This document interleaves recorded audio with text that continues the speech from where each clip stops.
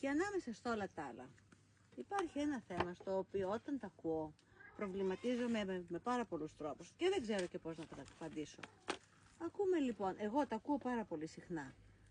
Πρόσεξε αυτό, πρόσεξε εκείνο, γιατί έρχεται η κρίση και σε περιμένει τσεκούρι και φωτιά. Δεν έχει εκεί πέρα λύπηση, κάτι τρομερό τέλος πάντων. Και δεν μπορώ να καταλάβω γιατί με περιμένει τσεκούρι και φωτιά, όχι εμένα, τον κάθε άνθρωπο εννοώ. Και γιατί πρέπει να είμαι σωστός άνθρωπος και να λειτουργώ σύμφωνα με την αγάπη του Χριστού, για να μην μου έρθει εμένα το τσεκούρι και να μην το κάνω, γιατί έτσι μου έρχεται ρε παιδιά, η καρδούλα μου λέει να κάνω αυτό είναι το σωστό.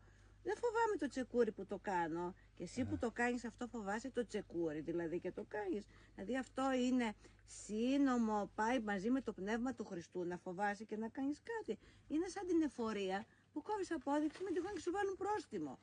Τι λες εσύ Παναγιώτη? Βέβαια στην εφορία αν δεν είχες φόβο το πρόστιμο δεν θα κόβες ποτέ. Δεν θα κόβες ποτέ όντως. Λοιπόν, Θα ήσουν καλός άνθρωπος λοιπόν αλλιώς. Το τσεκούρι και αν είσαι καλός άνθρωπος. Ξέρεις, είναι πολύ μεγάλο όμως. Φαίνεται μικρή η ερώτηση, αλλά έχει πολύ πλευρές για να το προσεγγίσεις σωστά. Ας το πούμε αλλιώς. Είτε εσύ φερθείς έτσι είτε αλλιώς, η ζωή σου είναι 10 βαρέλια ξύδι και ένα κουταλάκι μέλι. Έτσι είναι η ανθρώπινη ζωή, Ιωάννα μου. Και πολλοί μου λένε, πω 10 βαρέλια ξύδι δεν αξίζει να ζεις. Βρε, είναι παραπάνω το ξύδι, αλλά λέω 10 για να μην απογοητευτείτε. Δυσκολίες, προβλήματα, τσεκούρι, πόνο θα ζήσουμε θέλοντας και μη σοφοί και άσοφοι, μικροί και μεγάλοι. Η ζωή δεν είναι σε μια γυάλα, ήρθαμε εδώ για συγκεκριμένα πράγματα. Ανώτερος σκοπός των ανθρώπων σε αυτή εδώ την διάσταση είναι γίνεται άγιοι, καθαροί, έτσι, ευλογημένοι. Τώρα το τσεκούρι που κολλάει. Στους νόμους των ανθρώπων, όταν κάνεις το κακό, τι κάνεις? Έρχεται ο νόμος και σε τιμωρεί η εφορία. Κλέβεις, τι κάνει? Ο αστυνόμος σε πιάνει. Βλέπουμε ότι αυτός ο νόμος, ο ανθρώπινος της ανταπόδοσης, η δικαιοσύνη η ανθρώπινη τιμωρεί τον παραβάτη. Βέβαια τώρα ποιος ορίζει τι είναι καλό και κακό στην ανθρώπινη διάσταση θέλει πολύ προσοχή.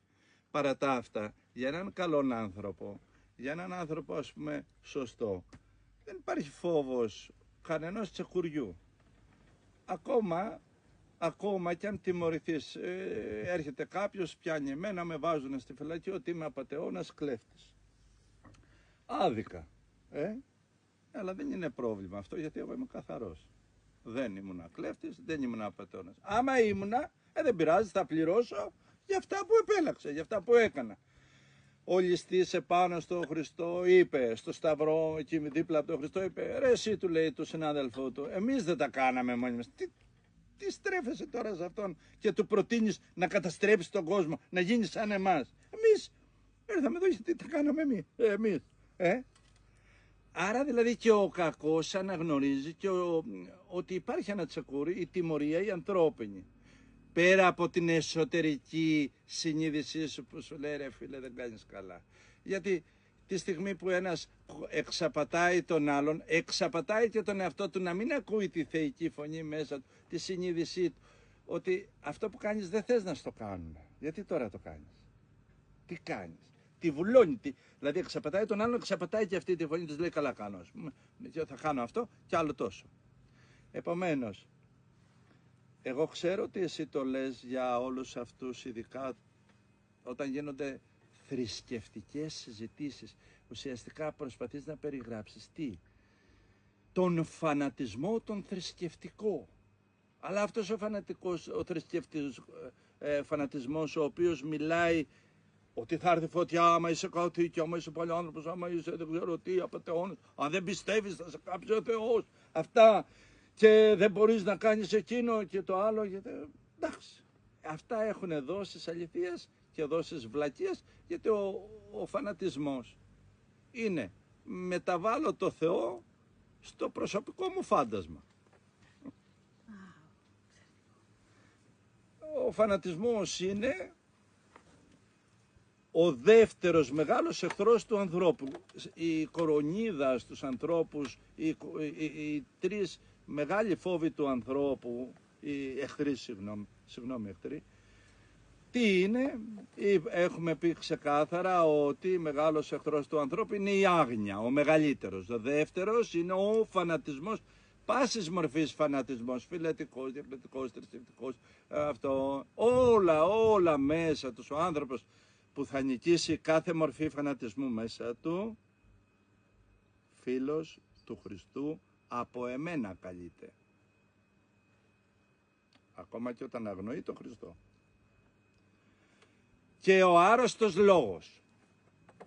Το εγώ που λένε οι άνθρωποι, και έχει να κάνει αυτό με την ερώτησή σου. Οι εγωιστές, οι εγωμανίες, όλα αυτά τα άρρωστα, οι εγωπάθειές μας, όλα αυτό το τρομερό χτυκιό στον άνθρωπο, ο εγωισμός, είναι άρρωστος λόγος που αντί να σε κάνει ιερόν, σε κρατάει πολύ χαμηλότερα στο φυσικό, στο βιολογικό, στον τραγικό άνθρωπο, στο μικρό άνθρωπο, στο χτίνος, και ομοιώνεσαι με τα δαιμόνια πολλές φορές, αν δεν προσέξεις, από τον εγωισμό. Αυτοί είναι οι τρεις μεγάλοι εχθροί του ανθρώπου. Εσύ μιλάς για τον δεύτερο. Ναι. Ωραία, έχει μεγάλες.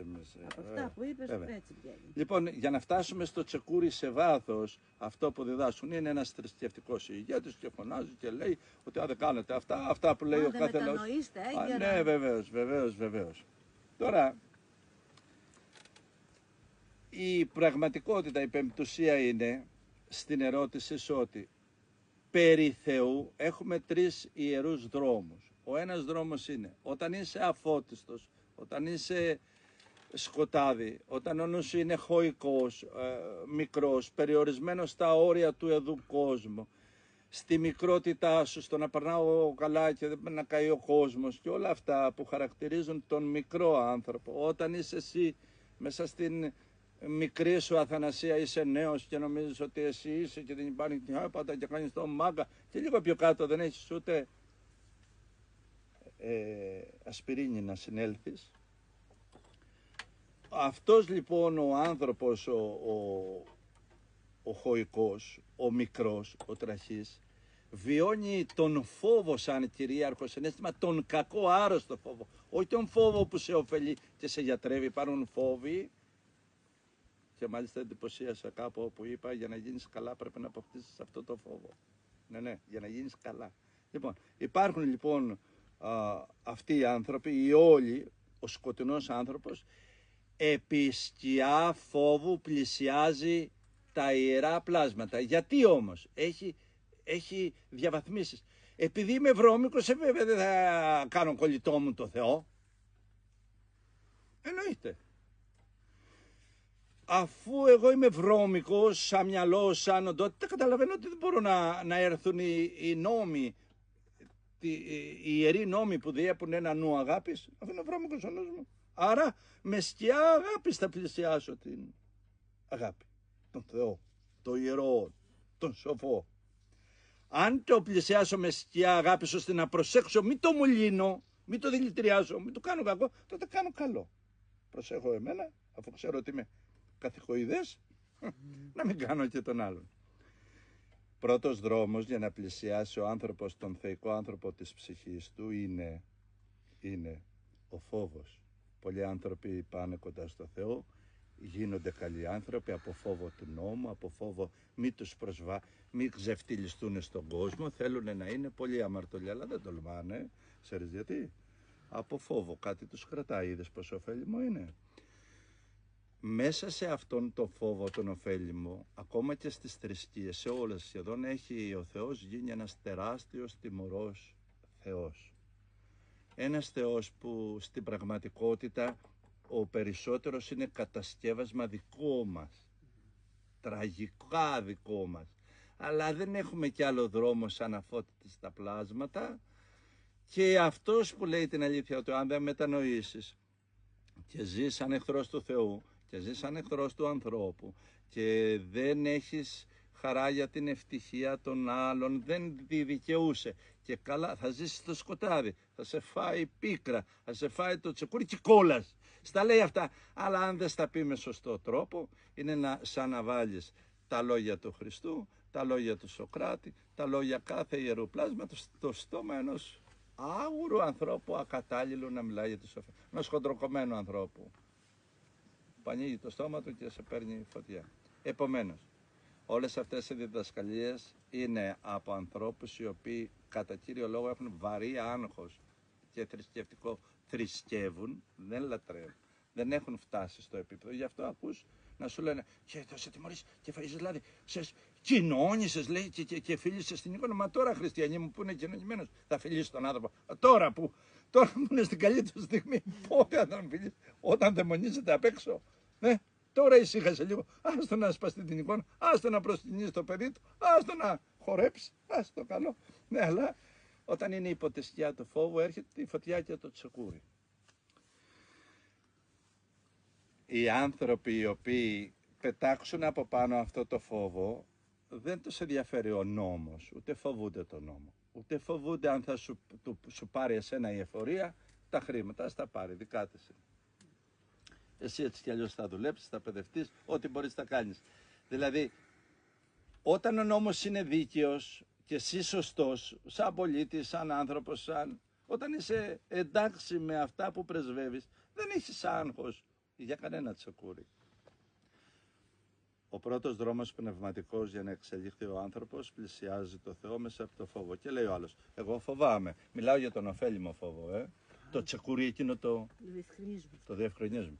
Ο οποίος λέει, εντάξει, είμαστε άνθρωποι εδώ, έχουμε ελευθερία, μην τα ισοπεδώσουμε και όλα, φυλάγεται λίγο.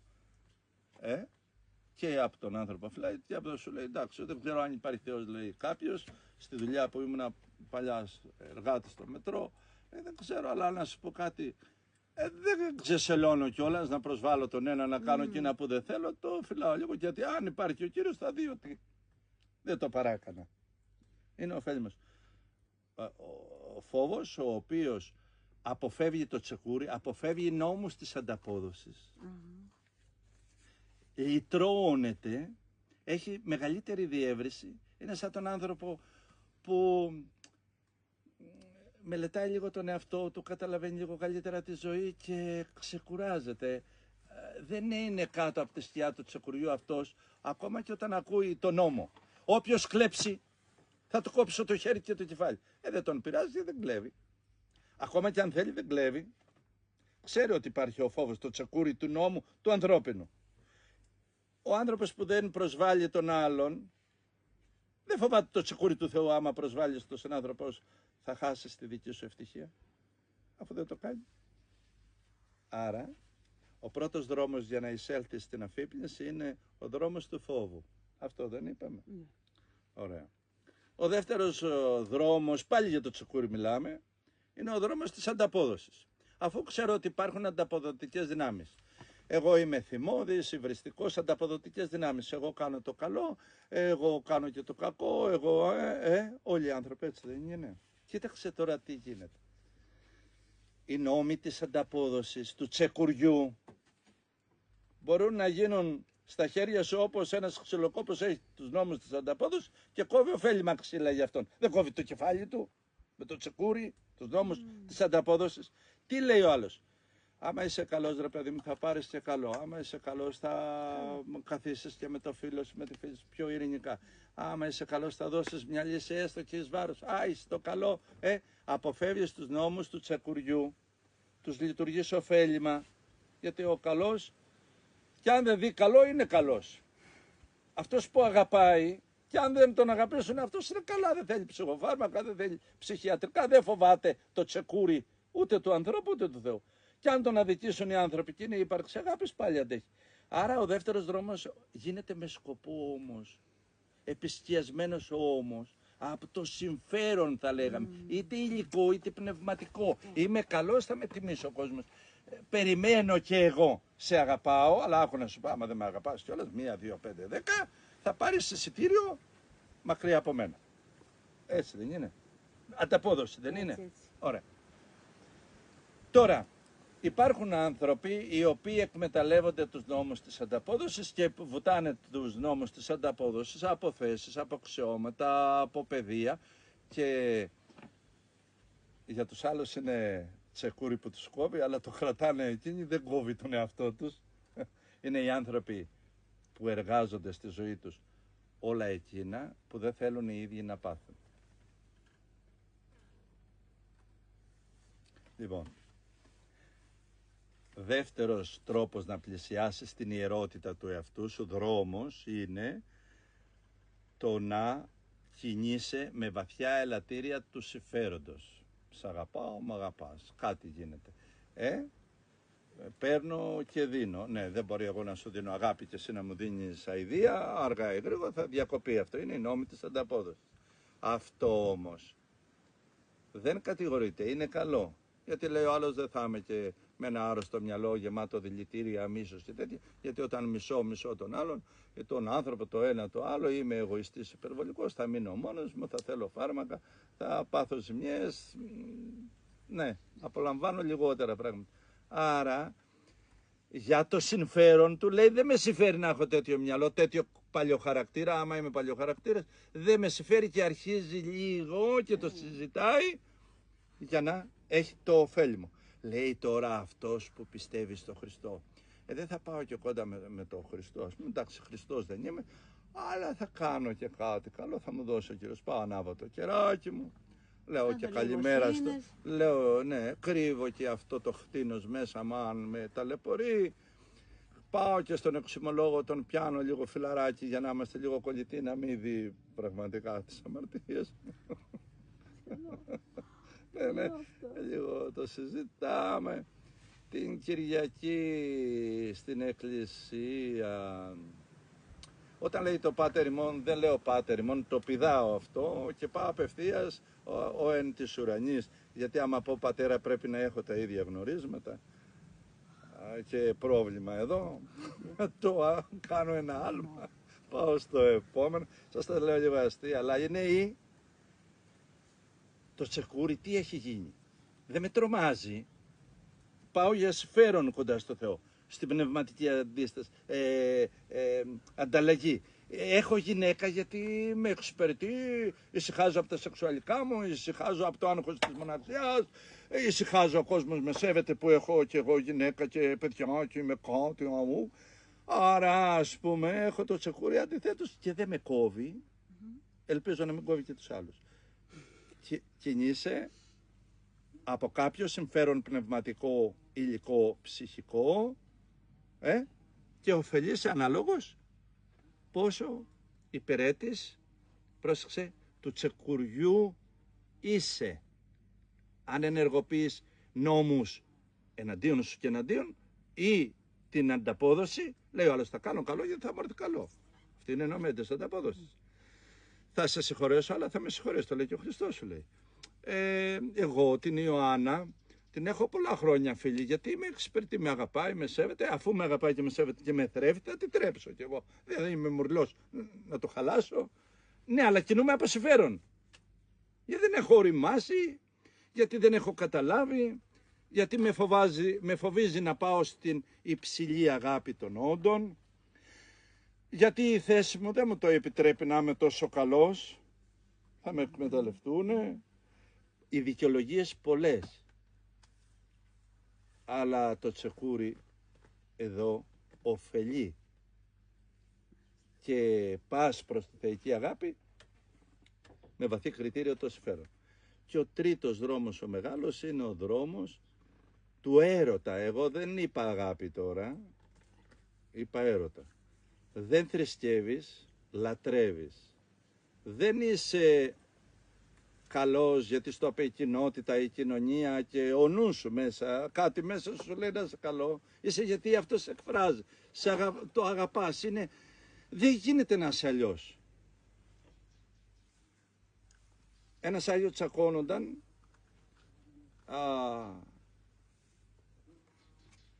τσακώνονταν μια φορά με ένα άγριο ζώο το οποίο ήθελε να τον φάει. Το ζώο όμως όταν βρισκόταν σε ένα μεγάλο ποτάμι και έπρεπε να περάσει απέναντι, είχε ανάγκη και δεν δάγκωνε, το έπαιρνε ο Άγιος, το πήγαινε απέναντι, μόλις το πήγαινε απέναντι κοίταγε να τον ακούσει. Του λέει μια φορά, τι κάνεις εκεί, του λέει. Δεν βλέπεις ότι σε εξυπηρετώ. Ναι, αλλά του λέει, αυτή είναι η φύση μου.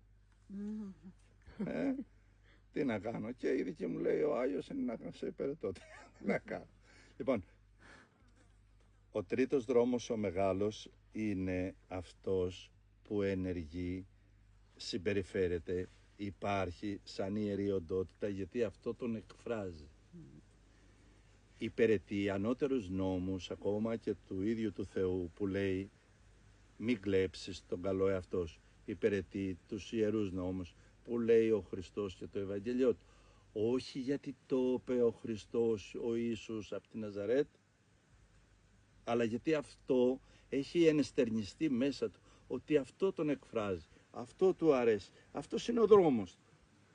Και υπηρετώντας έτσι είναι στην κορυφή των πραγμάτων, έχει στα χέρια του αυτός ο άνθρωπος πάρει όλους τους νόμους της ανταπόδοσης και τους έχει κάνει νόμους χάρις. Τους άλλαξε. Αυτό που έκανε ο Χριστός στον παγκόσμιο άνθρωπο. Όλους τους νόμους της ανταπόδοσης τους έκανε νόμους χάρις. Μάθατε, λέει, και διδαχτήκατε, λέει, ότι μάχαιρα έδωσες, μάχαιρα θα πάρεις. Δόντι έβγαλες, το στόμα όλο θα σου φύγει. Όχι, λέει, αφήστε για να αφαιθείτε. Συγχωρήστε για να συγχωρεθείτε. Όσο συγχωρείτε, τόσο θα συγχωρεθείτε, τόσο χώρο θα έχετε μέσα σας για ζωή, για ύπαρξη. Άρα τι κάνει, τους νόμους της ανταπόδοσης τους κάνει νόμους χάρις, νόμους ζωής. Για να όμως να φτάσεις εσύ, εκείνο το Θεό, τον μπαμπούλα, το στριμμένο, τον έτσι, το Θεό που τιμωρεί, που κάθεται από πάνω και σε κοιτάζει τον τιμωρό. Για να φτάσεις να τον κάνεις νόμο της χάρης πρέπει να γίνεις Χριστόν μέσα σου, καθαρόν, και να πλησιάζεις γιατί σε εκφράζει, όχι γιατί απειλείσαι από νόμους, από οτιδήποτε άλλο. Ο Χριστός πολλών ανθρώπων μέσα τους, είπα σε έναν ιερόφιλο χτες, ο Χριστός μέσα σου, του είπα, μέσα σου. Αν ήταν Χριστός εδώ στο παρόν, θα άφηνε λαούς απ' έξω. Γιατί δεν είναι καλοί, γιατί δεν συμπεριφέρονται καλά, γιατί δεν ξέρουν, γιατί δεν τον ακολουθούν, γιατί δεν είναι χριστιανοί, γιατί δεν είναι... Θα άφηνε πολλούς απ' έξω. Γιατί έχει αυστηρότητα, γιατί έχει μεγάλη δικαιοσύνη. Εδώ δεν μπορούμε την ανθρώπινη να πιάσουμε. Θα ερχόταν τώρα ο Θεός με εκείνη τη μεγάλη δικαιοσύνη των Αγίων Όντων, των Αγίων Αγγέλων, των υψηλών νοών. Ο δικός μου όμως Χριστός θα τους έπαιρνε όλους μέσα. Όπως ο Χριστός πήρε τους αμαρτωλούς, τους τελώνες, αλλά δεν τους πήρε για να τους εξακολουθήσουν να είναι υπό τη σκιά των ανταποδόσεων. Τους κάλεσε, τους θέλει κοντά του και αρχίζει και τους μυσταγωγεί, και τους μαθαίνει λίγο, σιγά σιγά, όσο μπορεί, όσο δύναται. Θυσιάζεται, πεθαίνει, τον εμπέζουν, τον κοροϊδεύουν, τον κρεμάνε πίσω στα δικαστήρια επάνω. Οι δικαστές και είναι άδικοι, τον ορκίζονται, ναι, και δεν κάνουν τίποτα. Αλλά επιμένει αυτός, εργάζεται τον άνθρωπο στην ιερία του διάσταση. Ο άνθρωπος όμως που θα κάνει τους νόμους της ανταπόδοσης και δεν θα υπάρχει για αυτόν Θεός τιμωρός, που δεν θα υπάρχει καν για αυτόν Θεός αγάπης, αλλά ο ίδιος υπηρετεί την αγάπη και τον Θεό και τη ζωή σαν εκφραστής, υπηρέτης της ζωής, γιατί αυτό τον εκφράζει, αυτή έγινε πια η φύση του.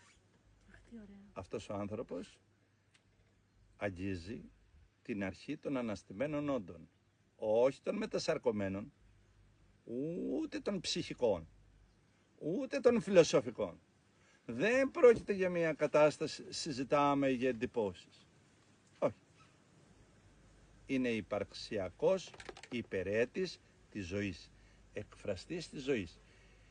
Έχει συλλάβει μέσα του αυτή τη στιγμή, την κάθε στιγμή της ζωής του, ότι είναι υπεύθυνος εκεί που υπάρχει αυτός να εκφράζεται η μεγαλοσύνη, η ανθρωπιά, ο Θεός, η δικαιοσύνη και όχι το τσεκούρι. Όχι η ανταπόδοση. Η χάρη. Οι νόμοι της ανταπόδοσης έγιναν νόμοι χάρη. Και σπέρνει για να απολαύσουν οι άλλοι. Κάτι θα πάρει και αυτός. Καταθέτει αυτόν για να απολαύσουν οι άλλοι. Γιατί αυτό τον εκφράζει. Ο Σοκράτης δεν ήταν Σοκράτης για τον Θεό, για τους Αθηναίους. Για εμένα που σήμερα μιλώντας φαίνεται ότι τον τιμάω, ήταν για τον εαυτό του. Ο Ιησούς ήταν Ιησούς για τη θεότητά του. Και αν εγώ τον απιστήσω, εκείνος πιστός μένει, να αρνηθεί αυτόν, που δύναται. Κατανοητό. Όσοι λοιπόν μιλάνε για το δεύτερο εχθρό, για τα τσεκούρια, είναι στον δεύτερο εχθρό. Είναι βυθισμένοι μέσα σε φανατισμούς που έστω κι αν δεν φαίνονται, ιδεολογικοί, συναισθηματικοί, κοσμικοί, κρατικοί, θρησκευτικοί, δεν ξέρω τι άλλο περνάνε. Δηλαδή, ο άνθρωπος που κατανοεί έτσι τη ζωή, το Θεό, τις δυνάμεις της ανταπόδοσης, βρίσκεται εγκλωβισμένος μέσα στον δεύτερο εχθρό του ανθρώπου, τον φανατισμό, φανερό και κρυφό. Χρειάζεται θεραπεία να γιατρευτεί.